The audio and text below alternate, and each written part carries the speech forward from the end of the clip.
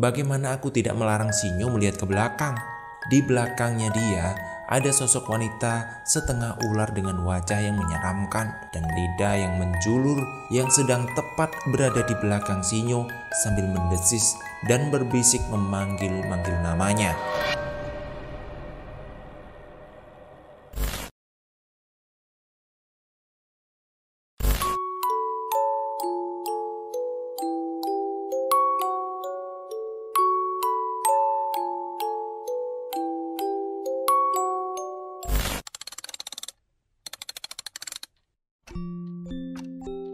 Liburan Maut.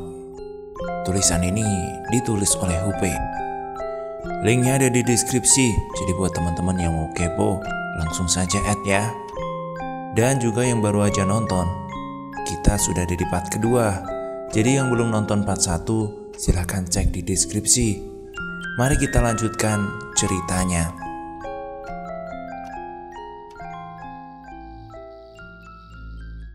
Setelah selesai menunjukkan setiap ruangan yang ada, si penjaga villa pamit untuk pergi dan mempersilahkan kami untuk segera istirahat. Namun saat di depan pintu, dia kembali melihatku dengan senyuman yang aneh. Aku pun membalas senyumannya. Aku dengan sengaja meminta rombonganku berada pada satu kamar, karena aku yakin mereka tidak akan aneh-aneh jika sekamar denganku. Selain itu, akan lebih mudah untuk menjaganya karena berada di dekatku. Akhirnya kami semua merapikan barang-barang bawaan kami, kemudian duduk-duduk di teras villa. Saat duduk sambil menikmati kopi dan rokok, aku bertanya kepada rombongan apa tujuan mereka ingin berlibur di sini. Sebenarnya apa sih tujuan kalian berlibur di sini? Tidak mungkin kan hanya ingin menginap di villa ini, kataku. Aku mau mengeksplor hutan tadi yang katanya angker. Aku mau buktikan setan itu tidak ada. Kalaupun ada, manusia itu lebih hebat dari mereka, kata Apeng dengan angkuhnya. Semoga kamu tahu apa yang kamu ucapkan, kataku. Malam pun tiba, kami semua masuk dan menonton TV dan sebagian bermain game. Ada juga yang berpacaran, sedangkan aku sendiri merasa tidak nyaman dengan banyaknya sosok yang menatapku. Aku pun pamit masuk ke dalam kamar untuk sekedar memejamkan mata, karena tentu seharian membuatku lelah. Tak terasa aku benar-benar terlelap hingga aku mendengar suara orang yang membangunkanku. Bangun Le, bangun.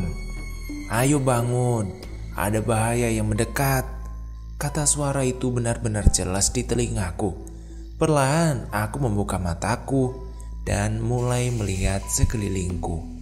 Ternyata para gadis sudah tertidur di atas kasur, sedangkan aku memang tidur di karpet dan di sebelahku sudah ada Sinyo, Well, dan Teddy yang juga sudah terlelap. Saat pandanganku sudah kembali normal, ku ketahui ternyata Mbah Kung yang sudah membangunkanku tadi. Ada apa Mbah Kung? Tanyaku. Bangun Le, bangun. Ada yang akan terjadi, kata Mbah Kung. Sebelum sempat aku bertanya apa yang akan terjadi, terdengar suara teriakan wanita dari lantai atas yang tentu dihuni Apeng dan teman-temannya. Semua yang ada di kamarku seketika terbangun dan menuju ke asal suara. Aku melihat Apeng dan Ito yang tidur di sofa depan TV juga terbangun dan ikut menuju lantai 2. Siapa yang di dalam sini? Tanyaku. Fitri sama Winda, jawab Ito. Fitri, Winda, buka pintunya. Ada apa hei? Tanyaku. Aku gedor pintunya. Buka woi, buka. Suara Apeng terus menggedor pintu. Klak. Suara kunci terputar dari dalam pintunya. Terbuka, Fitri dan Winda keluar sambil menangis lalu memeluk Apeng dan Ito. Ada apa? Tanyaku. Namun tidak ada jawaban dari mereka, hanya suara sesegukan yang keluar dari mulut mereka. Ya sudah, kita ke ruang tengah saja. Ceritakan apa yang sebenarnya terjadi, kataku. Kami pun menuju ruang tengah. Setelah minum dan mulai tenang, mereka mulai bicara dan menceritakan apa yang sebenarnya terjadi. Jadi, Tadi pas kami tidur, aku mendengar suara kayak orang lagi berjalan di luar, kata Winda. Terus tanyaku. Aku pikir salah satu dari kita, jadi aku cuekin saja awalnya. Tapi kok makin lama makin terdengar suara orang mukul-mukul tembok. Aku penasaran dan aku buka gorden dan aku lihat keluar jendela. Ternyata ada hantu tanpa kepala sedang memukul-mukul tembok sambil menunjukku, kata Winda ketakutan sambil menutup wajahnya. Kamar atas memang memiliki jendela kaca yang bisa membuat kita melihat keluar. Hanya gorden yang membuatnya tidak terlihat dari luar. Aku pun langsung berlari ke kamar Winda dan Fitri, membuka gorden dan melihat ke arah luar. Benar saja, sosok itu masih ada di situ dengan darah mengucur dari lehernya, yang tentu sudah tidak memiliki kepala itu. Apa maumu? Teriakku. Pergi dari sini. Ini rumah kami. Kalau tidak, kami akan terus mengganggu kalian, jawab sosok itu berkomunikasi secara batin. Kami hanya berlibur sesaat di sini. Kalau sudah selesai kami akan pergi kok, jawabku.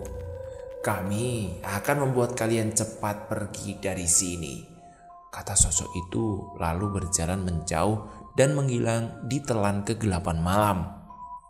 Aku pun kembali turun ke lantai bawah. Benar memang ada sosok itu, tapi sekarang sudah pergi. Mana setannya? Berani-beraninya membuat pacarku seperti ini, kata Apeng. Jangan sesumbar kamu. Dia meminta kita segera pergi dari sini, jelasku. Enggak. Kita nggak akan pergi dari sini. Aku tidak takut. Ayo Tok, kita tidur di kamar atas saja. Sekalian jagain Fitri sama Winda, kata Apeng yang mengajak Ito untuk tidur di atas bersama Fitri dan Winda. Ya, terserah aja lah. Aku harap kalian tidak melakukan hal bodoh, apalagi hal yang terlarang. Ingat, kita cuma bertamu di sini, kataku mengingatkan. Alah, udahlah, kata Apeng yang kemudian menggandeng Winda naik ke atas dan disusul Fitri dan Ito. Udah, ayo kita tidur lagi, kata Teddy. Kalian tidur saja, aku mau berjaga di sini. Kemudian aku mulai duduk bersila. Maaf, ngerepotin ya Pe. Kami tidur dulu ya, jawab Teddy. Iya gak apa-apa, ingat jangan aneh-aneh, kataku. Tenang, emang aku cowok apaan? Kayak baru kenal aja aku, kata Teddy. Aku hanya tersenyum dan mereka masuk kembali ke kamar. Di penginapan ini, banyak yang tidak suka kepada kami. Apalagi di hutan tadi, dengan kelakuan teman Teddy yang seperti itu. Saat tepat jam 12, aku mulai membaca doa untuk para leluhur dan juga untuk para penjagaku. Hal ini selalu aku lakukan di setiap malam, bahkan setiap saat. Semua itu sebagian dari rasa terima kasih karena mereka selalu menjaga dan menolongku saat aku butuhkan. Akhirnya malam itu tidak ada gangguan dari penghuni penginapan. Hingga pukul 3 dini hari, aku mulai terlelap.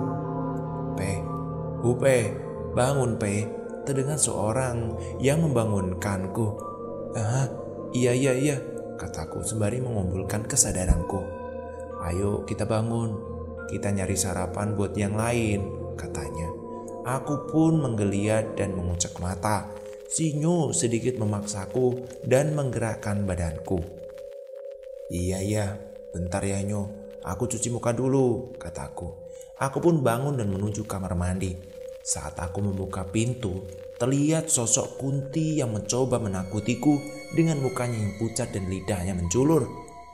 Amit Mbah, amit, numpang cuci muka, kataku datar.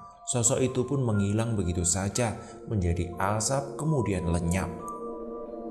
Pagi-pagi ada saja yang mengganggu batinku. Setelah selesai mandi, aku bergegas menuju teras di mana Sinyo sudah menungguku. Ayo Nyo, katanya mau cari sarapan, kataku. Iya, ayo. Mau jalan apa naik mobil? Jawabnya. Jalan aja, lumayan kan buat nyari udara seger, kataku. Kami pun berjalan sekitar 100 meter hingga menemukan warung nasi yang menjadi satu dengan rumah. Bu, pesan nasi 10 bungkus, lauknya ayam, yang 1 tahu sama tempe ya, sama cah kangkung sama sambalnya juga ya bu, kataku. Oh iya mas, iya, kata ibu penjual nasi. Saat kami menunggu, sosok kakek-kakek dari dalam warung yang jadi satu dengan rumah itu. Kakek itu duduk di depanku dan terus saja menatapku. Nak, kalian itu dari mana? Kok aku baru lihat kalian? Kata kakek itu membuka obrolan. Oh iya kek, kami sedang liburan di sini. Kakek itu tiba-tiba saja menghampiri dan menyalamiku. Bahkan sampai ingin sungkem. Buru-buru aku menahan tubuh kakek itu. Loh kek, ngapain kok sampai sungkem segala? Aduh jangan kek, gak enak aku, tanyaku. Kamu itu keturunan orang hebat le. Kakek sungkem untuk menghormatimu, kata kakek itu. Aku mendadak merinding saat itu. Loh kebaliklah kek, saya yang muda yang harusnya sungkem sama kakek. Apapun latar belakang leluhur saya, tetap saja kakek harus saya lebih hormati. Oh alale, anak sepertimu ini ngapain tuh liburan di tempat seperti ini? Kalian berapa orang di sini? Terus tinggalnya di mana? Kata kakek itu penuh dengan tanda tanya. Sebenarnya saya itu cuma diajak sama teman-teman saya. Saya juga tidak tahu kalau ternyata diajak ke tempat ini. Kami ada 10 kek. Kami tinggal di rumah yang ada di sana itu, yang tidak ada tetangganya, kataku. Kakek itu terlihat kaget mendengar penuturanku. Udahlah, sebaiknya kamu pindah dari tempat itu leh. Kakek tidak mengkhawatirkan kamu. Kakek yakin kamu akan baik-baik saja. Tapi bagaimana dengan teman-temanmu leh? Tempat ini loh bahaya, rawan loh leh, rawan. Kakek itu menasihatiku. Sinyo hanya pelongo, kadang manggut-manggut saat mendengar obrolan kami. Iya kek, iya, saya paham sama nasihat kakek. Tapi ya mau bagaimana lagi kek, seseorang dari kita selalu keras kepala. Sebisa mungkin aku jaga mereka kek, kataku. Pak, sudah jangan membuat mereka semakin takut, kata ibu pemilik warung yang ternyata adalah anak sang kakek. Loh, bapak ini cuma mengingatkan kok, biar tidak ada hal yang buruk. Ya kan ya, kata kakek itu. Dek, ini nasinya, semuanya 120.000 ya, katanya. Ibu itu sambil memberikan bungkusan nasi. Kami pun pamit kepada sang kakek dan tidak lupa aku salim dan mencium tangan sang kakek. Kakek itu tersenyum sambil mengelus kepalaku saat aku mencium tangannya. Kami pun pulang menuju ke penginapan, namun tiba-tiba kabut tebal datang menyelimuti kami. Hawanya kok tiba-tiba gak enak ya berubah begini. Ih, ngeri. Untung tadi belinya sama kamu. Coba kalau saya sendiri, udah lari saya kata Sinyo. Jangan lihat ke belakang ya Nyo. Walau dengar apapun, jangan lihat ke belakang, pesanku. Bagaimana aku tidak melarang Sinyo melihat ke belakang? Di belakangnya dia ada sosok wanita setengah ular dengan wajah yang menyeramkan dan lidah yang menjulur yang sedang tepat berada di belakang Sinyo sambil mendesis dan berbisik memanggil-manggil namanya. Ada apa memanggilku? Jangan nengok pokoknya, daripada nanti malam kamu gak bisa tidur, kataku. Sinyo pun menurut saja. Aku yakin rasa penasarannya pasti tinggi. Saat sampai di rumah, pacar Teddy dan Sinyo berlari ke arahku dengan wajah panik dan berkeringat. Melihat hal itu tentu saja kami pun panik. Ada apa dek, ada apa? Kok panik gitu, tanyaku. Tolong mas tolong, itu loh mas tolong mas, kata pacar Teddy. Itu apa? Tenang, jangan panik, atur nafas dulu, kataku. Itu mas, si Fitri kesurupan. Sekarang lagi dipegang itu sama Teddy, Well, Apeng dan Ito, timpal pacar Sinyo. Hah? Yaudah ya, ayo. Sambil memberikan bungkusan nasi lalu berlari ke dalam. Saat di dalam rumah, aku dengar suara gaduh di lantai 2. Aku langsung menuju sumber suara itu tanpa memperdulikan sosok-sosok yang terus menatapku sinis. Ada apa ini? Kataku. Tolong P, ini Fitri kesurupan, kata Teddy. Fitri yang sedang dirasuki sosok kuntilanak itu terus menatapku sambil meronta-ronta. Sedangkan Winda hanya terus saja menangis di pojokan kamar. Hingga akhirnya sosok yang merasuki Fitri berhasil membuat para pria yang sedang memegang terpental. Bak! Suara tubuh mereka menghantam tembok. Aku yang tidak terima karena sahabat baikku ikut jadi korban sampai terpental ke tembok menjadi sedikit geram. Apa maumu? Sampai menyakiti temanku, kataku. Pergi! Kami sudah mengingatkan kalian untuk segera pergi, kata sosok yang merasuki Fitri itu. Aku sudah bilang, kami hanya beberapa hari di sini. Tolong jangan ganggu kami, kataku. Manusia bodoh, kami tidak akan berhenti mengganggu kalian. Sosok itu malah tertawa melengking, membuat mereka yang ada di ruangan ini bergidik ngeri. Maaf, kalau memang itu pilihanmu, kataku. Lalu dengan cepat aku memegang kepala Fitri dan memulai membaca mantra.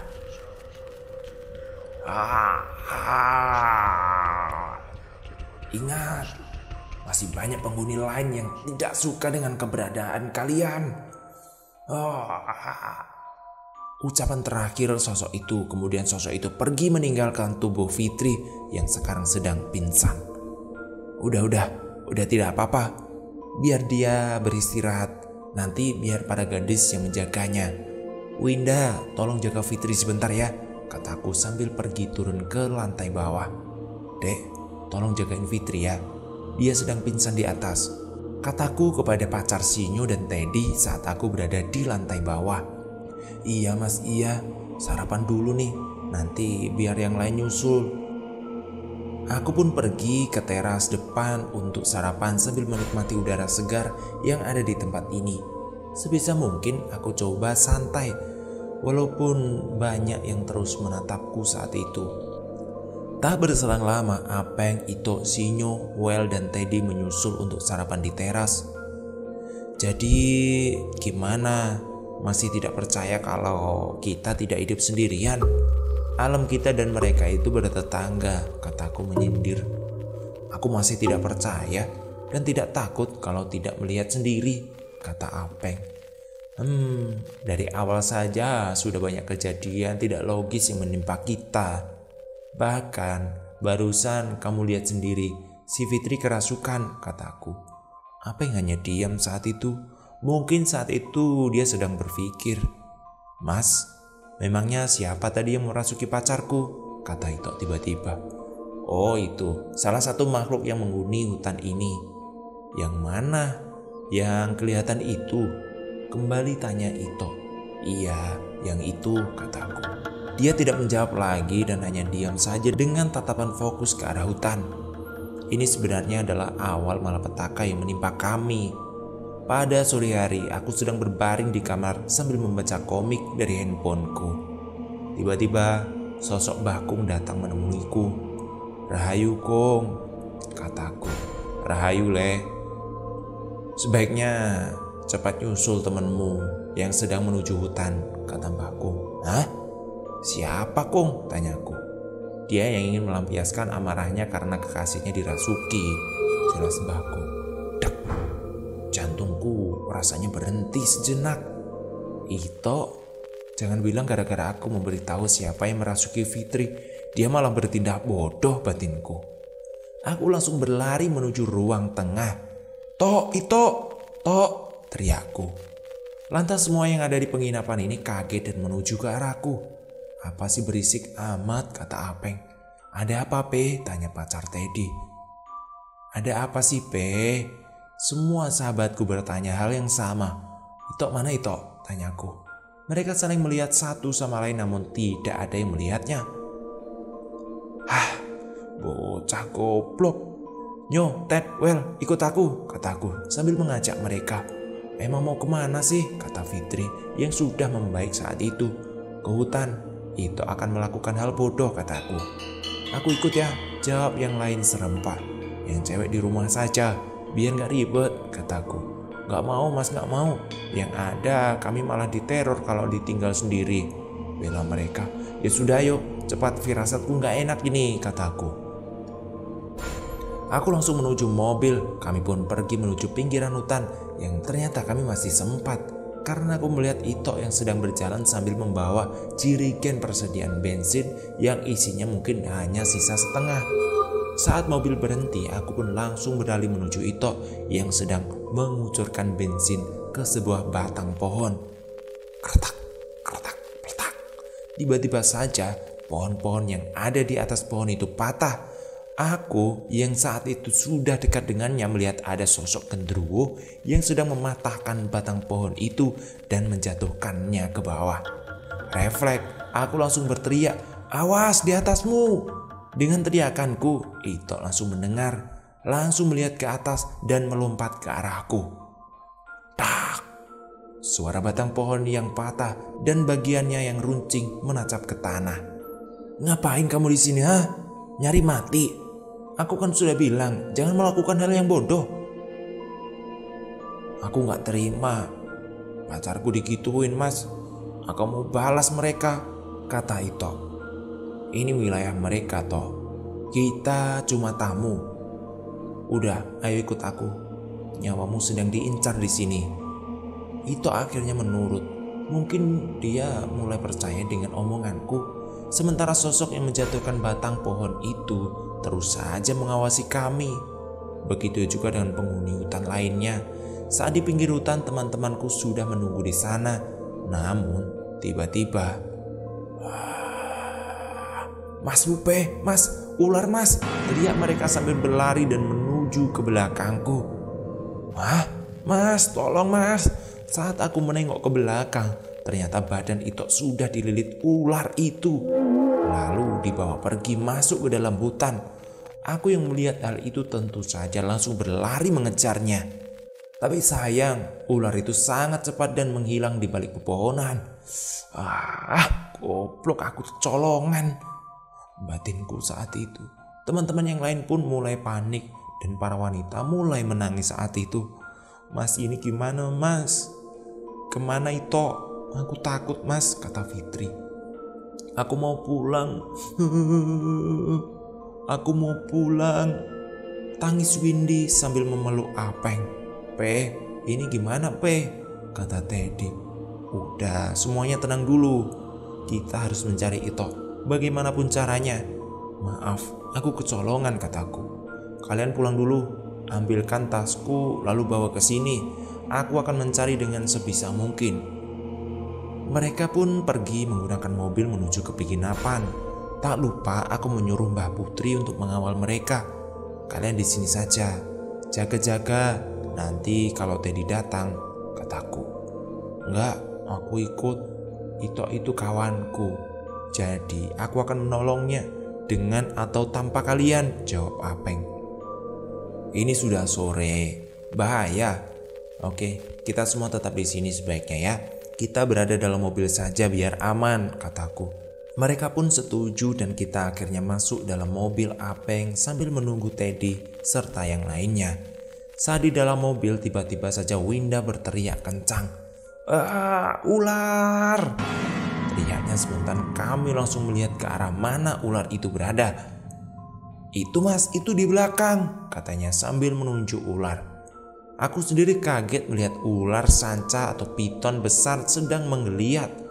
Aku sangat yakin bahwa tadi tidak ada ular di dalam mobil karena aku masuk paling awal. Aku pun turun dan membuka pintu belakang lalu mengeluarkan ular itu. Namun saat ular itu memasuki rerumputan menuju hutan, Apeng turun lalu menusuk punggung ular itu dengan pisau lipat kecilnya. Cak, cak. Suara pisau itu menembus kulit ular dan membuat ular itu berdarah. "Rasain kamu, mampus! Berani-beraninya kalian menculik temanku. Kembalikan dia sekarang atau akan kubunuh ular ini," teriak Apeng saat itu. Woi, Ngapain jangan sembrono, teriakku. Ular itu pun terlihat menggeliat dan berdarah. Namun anehnya, ular itu tiba-tiba saja lenyap. Bahkan darah dari ular itu menguap lalu menghilang menjadi asap. Apeng pun terlihat kaget dengan kejadian itu. Kamu itu ngapain sih, Peng?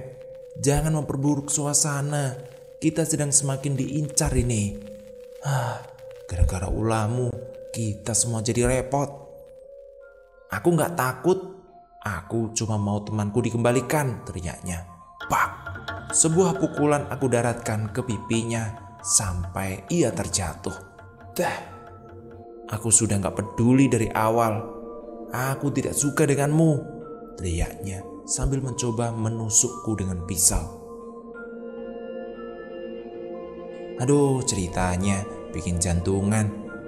Udah dulu ya ceritanya. Besok kita lanjutin lagi. Semoga saja teman-teman bisa mengambil hikmahnya. Terima kasih yang udah nonton. Dan jangan lupa komentar ya. Ramaikan komentarnya biar kami semangat untuk bikin video terbaru setiap hari. Terima kasih. Sampai jumpa.